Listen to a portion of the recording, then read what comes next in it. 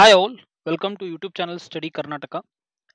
This is a new series in which we will be dealing with current affairs that are mainly related to Karnataka. ಇದೊಂದು ಹೊಸ series ಆಗಿದ್ದು ಬಹಳಷ್ಟು ಜನ request ಮಾಡ್ತಾ ಇದ್ರಿ. ಕರ್ನಾಟಕದ ಪ್ರಮುಖ ಕರೆಂಟ್ ಅಫೇರ್ಸ್ಗಳು ಕೇವಲ ಕರ್ನಾಟಕಕ್ಕೆ ಸಂಬಂಧಿಸಿರ್ತಕ್ಕಂಥ ಕರೆಂಟ್ ಅಫೇರ್ಸ್ಗಳ ಸೀರೀಸ್ ಅನ್ನ ಮಾಡ್ತಾ ಇದ್ದೀನಿ. ಇದು ಮೊದಲನೇ ತಿಂಗಳು ಅಂದ್ರೆ ಜುಲೈ ತಿಂಗಳಿನ ಎಲ್ಲಾ ಕರ್ನಾಟಕದ ರಿಲೇಟೆಡ್ ಕರೆಂಟ್ ಅಫೇರ್ಸ್ ಯಾವೆಲ್ಲ ಕ್ವಶನ್ ಪೇಪರ್ ನಲ್ಲಿ ಕೇಳ್ತಾರೆ ಅವೆಲ್ಲ ಕ್ವಶನ್ ಗಳನ್ನ ಈ ಒಂದು ವಿಡಿಯೋದಲ್ಲಿ ಕವರ್ ಮಾಡಿದ್ದೇನೆ.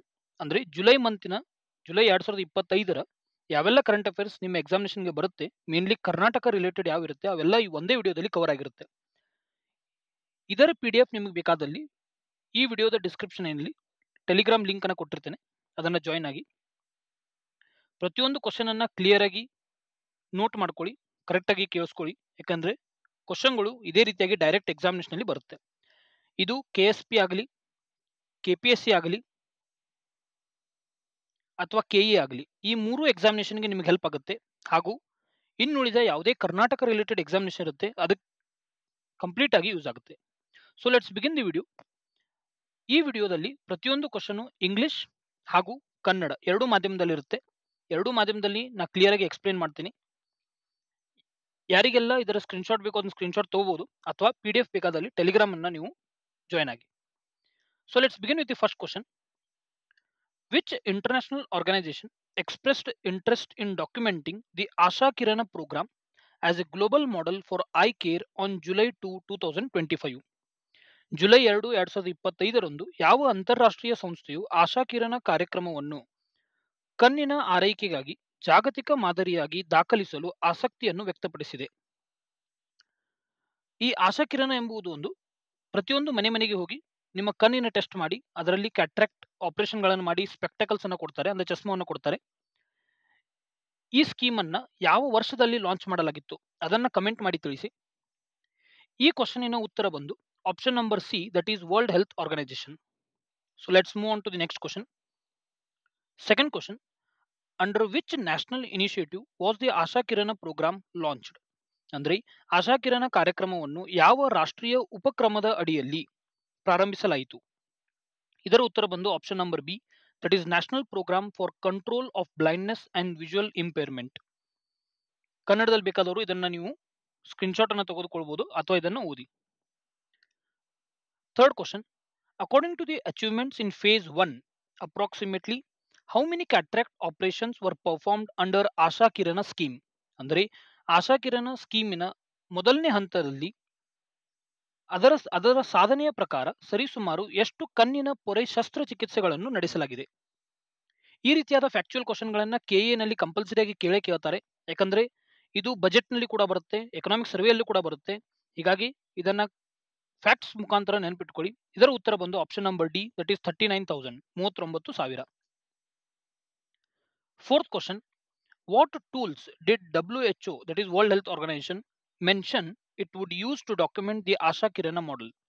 ಆಶಾ ಕಿರಣ ಮಾದರಿಯನ್ನು ದಾಖಲಿಸಲು WHO ಯಾವ ಸಾಧನೆಗಳನ್ನು ಬಳಸುತ್ತದೆ ಎಂದು ಉಲ್ಲೇಖಿಸಿದೆ?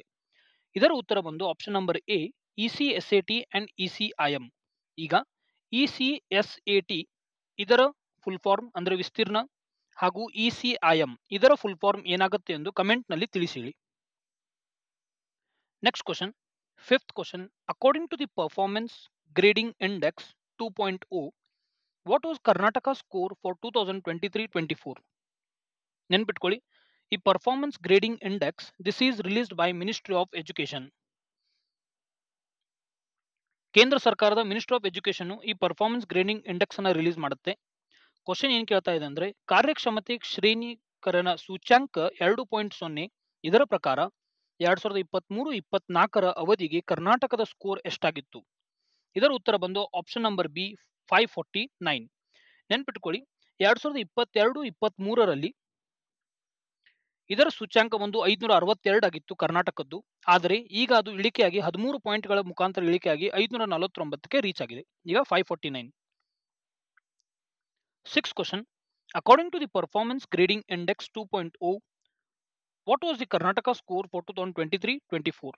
ಅದೇ ಕ್ವಶನ್ ರಿಪೀಟ್ ಆಗಿದೆ. Next seventh question. What is the maximum imprisonment proposed in the bill? The bill name is Prohibition of Child Marriage Bill 2025 drafted by Karnataka government for offenses related to child marriage and engagement. ಅಂದ್ರೆ ಬಾಲ್ಯ ವಿವಾಹ ಮತ್ತು ನಿಶ್ಚಿತಾರ್ಥಕ್ಕೆ ಸಂಬಂಧಿಸಿದ ಅಪರಾಧಗಳಿಗೆ ಕರ್ನಾಟಕ ಹೊರಡಿಸಿರತಕ್ಕಂಥ ಮಸೂದೆಯ ಪ್ರಕಾರ ಅದರಲ್ಲಿ ಪ್ರಸ್ತಾವನೆ ಮಾಡಿದ ಗರಿಷ್ಠ ಜೈಲು ಶಿಕ್ಷೆ ಎಷ್ಟಾಗಿದೆ. ಈಗ ಈ ಮಸೂದೆಯ ಹೆಸರನ್ನ ನೀವು ನೆನಪಿಟ್ಕೋಬೇಕು, ಯಾಕಂದ್ರೆ ನಿಮ್ಮ ಎಕ್ಸಾಮಿನೇಷನ್ ನಲ್ಲಿ ಮಸೂದೆಯ ಹೆಸರನ್ನ ಕೇಳ್ತಾರೆ. ಕರ್ನಾಟಕ ಸರ್ಕಾರ ಸಿದ್ಧಪಡಿಸಿರುವ ಬಾಲ್ಯ ವಿವಾಹ ನಿಷೇಧ ಮಸೂದೆ 2025. ಇದರ ಪ್ರಕಾರ ಗರಿಷ್ಠ ಜೈಲು ಶಿಕ್ಷೆಯ ಅವಧಿ ಬಂದು ಆಪ್ಷನ್ ನಂಬರ್ ಸಿ 2 ವರ್ಷ. ಇದರ ಪ್ರಕಾರ ಶಿಕ್ಷೆ ಬಂದು 2 ವರ್ಷ ಇರುತ್ತದೆ. Next question, 8th question, KDEM operates under the aegis of which government department? KDEM ಯಾವ ಸರ್ಕಾರದ ಇಲಾಖೆಯ ಆಶ್ರಯದಲ್ಲಿ ಕಾರ್ಯನಿರ್ವಹಿಸುತ್ತದೆ. ಈಗ ನೀವು ಏನ್ ರಿಸರ್ಚ್ ಮಾಡಬೇಕಂದ್ರೆ KDEM ಇದರ ಫುಲ್ ಫಾರ್ಮ್ ಏನು, ಇದನ್ನ ಕಮೆಂಟ್ ಸೆಕ್ಷನ್ ನಲ್ಲಿ ತಿಳಿಸಿ. ಯಾಕಂದ್ರೆ ನೀವು ಸರ್ಚ್ ಮಾಡಿದಾಗ ಮಾತ್ರ ನಿಮ್ಗೆ ಅದು ನೆನಪುಳಿಯುತ್ತೆ. ನೆನಪುಳಿದಲ್ಲಿ ಎಕ್ಸಾಮಿನೇಷನ್ ನಲ್ಲಿ ಒಂದು ವೇಳೆ ಇದರ ಫುಲ್ ಫಾರ್ಮ್ ಕೇಳಿದ್ದಲ್ಲಿ ಆನ್ಸರ್ ಮಾಡ್ಲಿಕ್ಕೆ ಈಸಿ ಆಗುತ್ತೆ. So the answer for this is it works under the Department of Electronics, Information Technology, Biotechnology and Science and Technology. 9th question, the Karnataka government has declared sudden deaths mainly due to heart attacks as a notifiable condition for which age group? ಅಂದ್ರೆ ಕರ್ನಾಟಕ ಸರ್ಕಾರವು sudden deaths ಅಂದ್ರೆ ಹಠಾತ್ ಸಾವುಗಳು ಮುಖ್ಯವಾಗಿ ಹೃದಯ ಅಪಘಾತದಿಂದ ಯಾವ ವಯಸ್ಸಿನ ಗುಂಪಿಗೆ ಅಧಿಸೂಚನೆ ಸ್ಥಿತಿ ಎಂದು ಘೋಷಿಸುತ್ತಾರೆ. ಇದರ ಉತ್ತರ ಬಂದು answer number B, that is below 45 years. ಒಂದು ವೇಳೆ ನಿಮ್ಮ ವಯಸ್ಸು 45 ವಯಸ್ಸಿಗಿಂತ ಕಡಿಮೆ ಆಗಿದ್ದಲ್ಲಿ, ನಿಮಗೆ ಹಾರ್ಟ್ ಅಟ್ಯಾಕ್ ಆಗಿ ಅಥವಾ ಯಾವುದೇ ಆದ ಒಂದು ವ್ಯಕ್ತಿ ಹಾರ್ಟ್ ಅಟ್ಯಾಕ್ ಆಗಿ ತೀರ್ಕೊಂಡಿದ್ದಲ್ಲಿ ಅಂತ ಒಂದು ಘಟನೆಯನ್ನ ಸಡನ್ ಡೆತ್ಸ್ ಎಂದು ಘೋಷಣೆ ಮಾಡಿದೆ ಯಾವುದು ಕರ್ನಾಟಕ ಸರ್ಕಾರ. ನೋಡಿ, ಈ ಕ್ವಶನ್ ಕೇಳತಕ್ಕಂಥ ಚಾನ್ಸ್ ಇದೆ. ಒಂದು ವೇಳೆ ಇದೇ ರೀತಿ MCQ ಬರಬಹುದು, ಅಥವಾ ಯಾವ ಸರ್ಕಾರ ಅಥವಾ ಯಾವ ಸ್ಟೇಟ್ ಇದನ್ನ ಘೋಷಣೆ ಮಾಡಿದೆ ಎಂದು ಕೇಳಿದ್ದಲ್ಲಿ ಇದರ ಉತ್ತರ ಬಂದು ಕರ್ನಾಟಕ ಗೌರ್ಮೆಂಟ್ ಆಗಿರುತ್ತೆ. ನೆನ್ಪಿಟ್ಕೊಳ್ಳಿ. Next question, 10th one, the S Bengaluru initiative was launched in collaboration with Deloitte. This is an MNC company, and which other major international organization? S Bengaluru ಉಪಕ್ರಮವನ್ನು ಡಿಲಾಯ್ಟ್ ಮತ್ತು ಯಾವ ಇತರ ಪ್ರಮುಖ ಅಂತಾರಾಷ್ಟ್ರೀಯ ಸಂಸ್ಥೆಯು ಅವರ ಸಹಯೋಗದಿಂದ ಪ್ರಾರಂಭಿಸಲಾಯಿತು. ಇದರ ಉತ್ತರ ಬಂದು option number C, that is world economic forum, ವಿಶ್ವ ಆರ್ಥಿಕ ವೇದಿಕೆ. ಈ ಕ್ವಶನ್ ನೆನಪಿಟ್ಕೊಳ್ಳಿ, ಯಾಕಂದ್ರೆ ಎಸ್ ಬೆಂಗಳೂರು ಅನ್ನೋದು ಒಂದು ಗ್ರೇಟ್ ಇನಿಷಿಯೇಟಿವ್ ಆಗಿದೆ. ಇದು ಸ್ಮಾರ್ಟ್ ಸಿಟಿಗಾಗಿ ಒಂದು ಲಾಂಚ್ ಮಾಡಿರ್ತಕ್ಕಂಥ ಒಂದು ಇನಿಷಿಯೇಟಿವ್ ಆಗಿದೆ. ಸೊ ಇದರ ಮೇಲೆ ಕ್ವಶನ್ ಗ್ಯಾರಂಟಿಯಾಗಿ ಬರುತ್ತೆ. ಎಕ್ಸಾಮಿನೇಷನ್ ಅಲ್ಲಿ ಒಂದಲ್ಲ ಒಂದು ಕ್ವಶನ್ ನಿಮಗೆ ಸಿಗುತ್ತೆ. ಇದರ ಬಗ್ಗೆ ಕೆಲವೊಂದು ಮಾಹಿತಿ ನೋಡಿ. S Bengaluru is a city innovation challenge. ಇದೊಂದು ಏನಾಗಿದೆ, ಸಿಟಿ ಇನೋವೇಷನ್ ಚಾಲೆಂಜ್.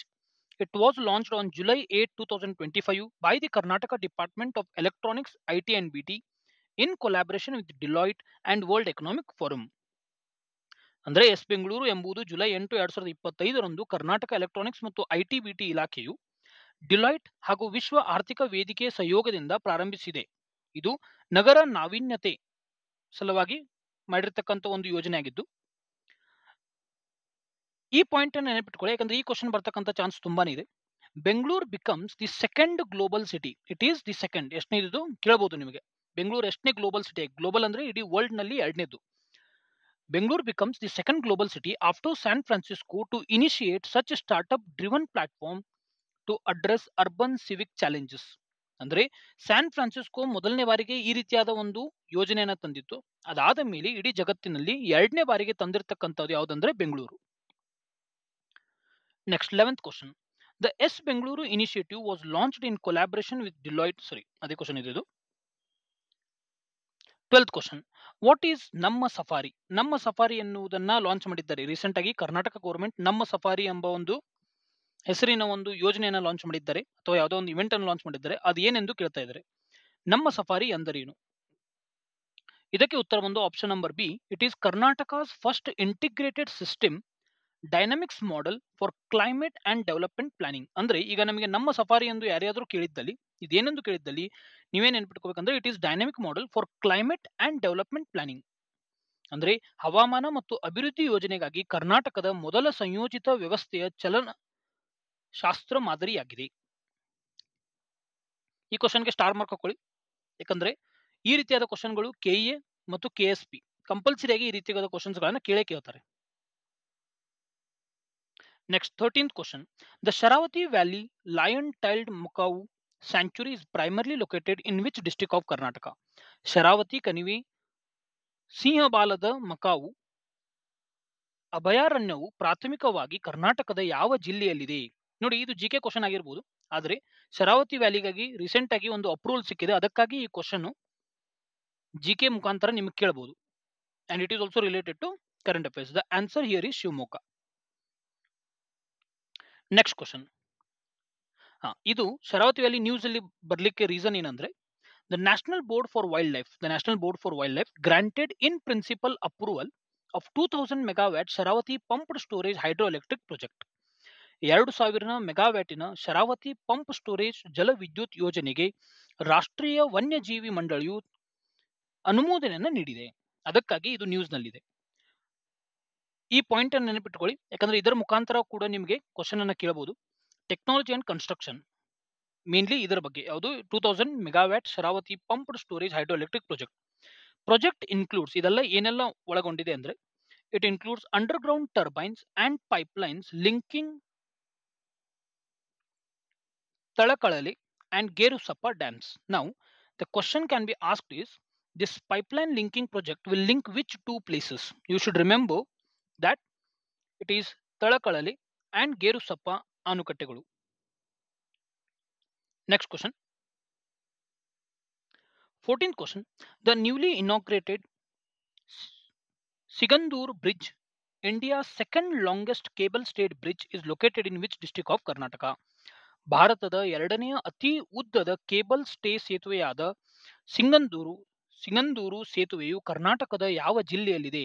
ಇದಕ್ಕೆ ಕೂಡ ನೀವು ಸ್ಟಾರ್ ಮಾರ್ಕ್ ಹಾಕೊಳ್ಳಿ, ಯಾಕಂದ್ರೆ ಈ ಕ್ವಶನ್ ಡೈರೆಕ್ಟ್ ಆಗಿ ನಿಮ್ಮ ಎಕ್ಸಾಮಿನೇಷನ್ ಬಂದೇ ಬರುತ್ತೆ. ಇದರ ಉತ್ತರ ಬಂದು option number C, Shivamogga.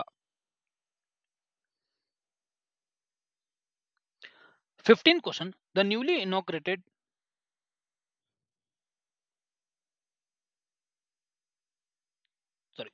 this is the bridge of that Sigandur bridge. This is the image of that bridge and it is located in Shimoga.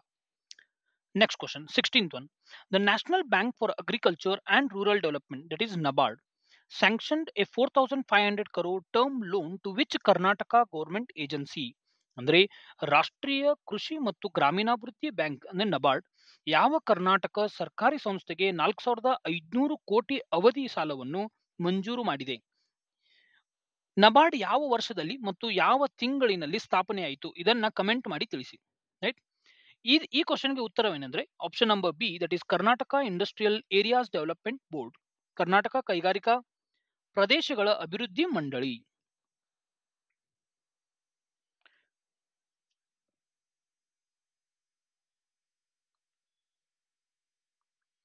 Next question. ಮನೆ ಮನೆಗೆ police was launched by Karnataka government in which district of Karnataka?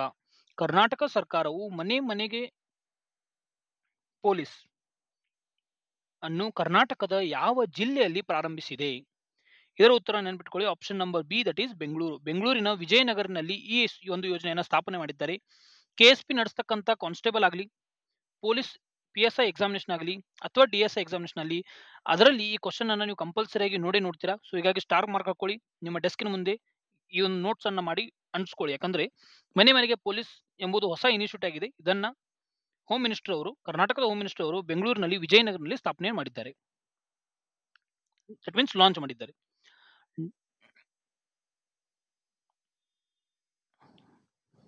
Next question.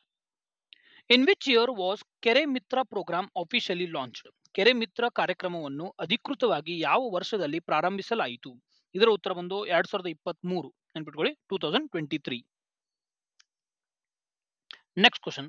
The mission, that is Suraksha mission 75. What is the Suraksha mission 75? It is geometric corrections to improve traffic flow and prevent accidents. The mission involves a collaboration with Bengaluru Traffic Police and an external knowledge partner. Which organization is serving as the knowledge partner? ಸುರಕ್ಷತಾ mission 75. ಈ ಸುರಕ್ಷತಾ mission 75 ಏನೆಂದು ಕೇಳಿದ್ದಲ್ಲಿ, ಇದು ಸಂಚಾರ ಹರಿವನ್ನು ಸುಧಾರಿಸಲು ಮತ್ತು ಅಪಘಾತಗಳನ್ನು ತಡೆಗಟ್ಟಲು ಜ್ಯಾಮಿತಿ ತಿದ್ದುಪಡಿಗಳನ್ನು ಮಾಡಲು ಜಾಮ್ ಅಂದ್ರೆ ಟ್ರಾಫಿಕ್ ಜಾಮ್ ಏನಾಗುತ್ತಲ್ಲ ಅದನ್ನ ತಿದ್ದುಪಡಿ ಮಾಡಲಿಕ್ಕೂ ಒಂದು ಜಿಯೋಮೆಟ್ರಿಕಲ್ ಆಗಿ ಕರೆಕ್ಷನ್ ಅನ್ನ ಮಾಡಲಿಕ್ಕೆ ಈ ಸುರಕ್ಷತಾ ಮಿಷನ್ 75 ಅನ್ನು ತೆಗೆದುಕೊಂಡು ಬಂದಿದ್ದಾರೆ. ಈ ಒಂದು ಸುರಕ್ಷತಾ ಮಿಷನ್ 75ರಲ್ಲಿ ಬೆಂಗಳೂರು ಸಂಚಾರ ಪೊಲೀಸರು ಮತ್ತು ಬಾಹ್ಯ ಜ್ಞಾನ ಪಾಲುದಾರರ ಸಂಯೋಜನೆಗಳನ್ನು ಒಳಗೊಂಡಿದೆ. ಹಾಗಾದರೆ ಯಾವ ಸಂಸ್ಥೆಯು ಜ್ಞಾನ ಪಾಲುದಾರರಾಗಿ ಸೇವೆಯನ್ನು ಸಲ್ಲಿಸುತ್ತಿದೆ?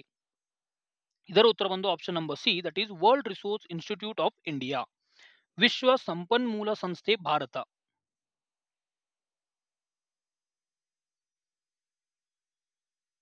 Next question. Which authority is formulating the new ಭಾಷಾ ನೀತಿ language policy of Karnataka? ಕರ್ನಾಟಕಕ್ಕಾಗಿ ಹೊಸ ಭಾಷಾ ನೀತಿಯನ್ನು ಯಾವ ಪ್ರಾಧಿಕಾರವು ರೂಪಿಸುತ್ತಿದೆ? ಇದರ ಉತ್ತರ ಬಂದು option number C, Karnataka development authority, Karnataka ಅಭಿವೃದ್ಧಿ ಪ್ರಾಧಿಕಾರ, option number C. Next question. The new bill, that is Karnataka Devadasi Prevention, Prohibition, Relief and Rehabilitation Bill 2025 is set to replace a law enacted in which year? ಈ ಹೊಸ ಮಸೂದೆ ಯಾವ ಮಸೂದೆ? ಕರ್ನಾಟಕ ದೇವದಾಸಿ ತಡೆಗಟ್ಟುವಿಕೆ, ನಿಷೇಧ, ಪರಿಹಾರ ಮತ್ತು ಪುನರ್ವಸತಿ ಮಸೂದೆ 2025 ಯಾವ ವರ್ಷದಲ್ಲಿನ ಜಾರಿಗೆ ಬಂದ ಕಾನೂನನ್ನು ಬದಲಾಯಿಸಲಿದೆ? ಇದರ ಉತ್ತರ ಬಂದು option number B, 1982, that is 1982. Next question, 25th question. India's first universal eye care initiative. Do remember, India's first universal eye care initiative is launched in which districts of Karnataka? ಭಾರತದ ಮೊದಲ ಸಾರ್ವತ್ರಿಕ ಕಣ್ಣಿನ ಆರೈಕೆ ಉಪಕ್ರಮವನ್ನು ಕರ್ನಾಟಕದ ಯಾವ ಜಿಲ್ಲೆಯಲ್ಲಿ ಪ್ರಾರಂಭಿಸಲಾಗಿದೆ?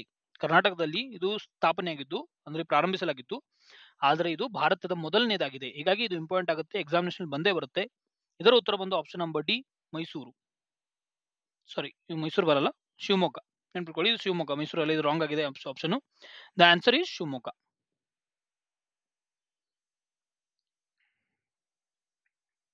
26th question. ಬೃಹತ್ ಬೆಂಗಳೂರು ಮಹಾನಗರ ಪಾಲಿಕೆ has been dissolved and replaced by a new two-tier governance structure. Do remember, this is two-tier governance structure. What is the name of the new overreaching body? ಬೃಹತ್ ಬೆಂಗಳೂರು ಮಹಾನಗರ ಪಾಲಿಕೆ ಇದನ್ನ ವಿಸರ್ಜನೆ ಮಾಡಿ ಹೊಸ 2 ಹಂತದ ಆಡಳಿತ ರಚನೆಯಿಂದ ಬದಲಾಯಿಸಲಾಗಿದೆ. ಹೊಸ ಮುಖ್ಯ ಸಂಸ್ಥೆಯ ಹೆಸರೇನು? ಇದರ ಉತ್ತರ ಬಂದು option number B, greater Bengaluru authority. Next question. How many new independent municipal corporations now operate under Greater Bengaluru Authority? ಅಂದ್ರೆ ಗ್ರೇಟರ್ ಬೆಂಗಳೂರು ಪ್ರಾಧಿಕಾರದ ಅಡಿಯಲ್ಲಿ ಈಗ ಎಷ್ಟು ಹೊಸ ಸ್ವತಂತ್ರ ಪುರಸಭೆಗಳನ್ನು ಕಾರ್ಯನಿರ್ವಹಿಸುತ್ತಿವೆ? ಇದರ ಉತ್ತರ ಬಂದು option number C, 5, that is 5. Next question.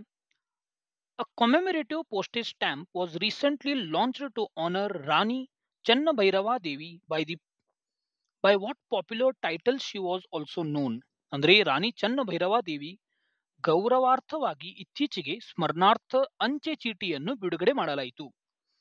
ಅವರು ಯಾವ ಜನಪ್ರಿಯ ಶೀರ್ಷಿಕೆಯಿಂದ ಕೂಡ ಕರೆಯಲಾಗುತ್ತಿದ್ದರು?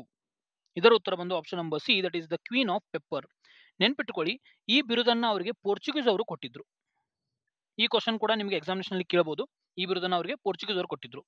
ಈಗ ಹಿಂದಿನ ಒಂದು ಮಾಹಿತಿ ಅಂದ್ರೆ ಇದೇನು ಗ್ರೇಟರ್ ಬೆಂಗಳೂರು ಅಥಾರಿಟಿ ಇದೆಲ್ಲ, the greater Bengaluru authority, for this the president and vice president, who will the president and vice president? Do remember, president will be CM and vice president will be deputy CM. Okay, do remember this, and this can also be asked in your examination.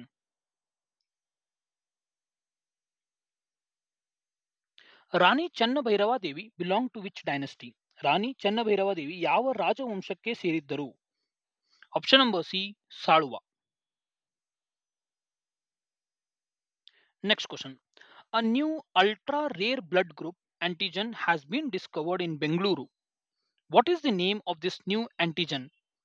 ಬೆಂಗಳೂರಿನಲ್ಲಿ ಹೊಸ ಅತಿ ಅಪರೂಪದ ರಕ್ತ ಗುಂಪಿನ ಪ್ರತಿಜನಕ ಪತ್ತೆಯಾಗಿದೆ. ಈ ಹೊಸ ಪ್ರತಿಜನಕದ ಹೆಸರೇನು? ಇದರ ಉತ್ತರ ಬಂದು ಆಪ್ಷನ್ ನಂಬರ್ ಬಿ, CRIB.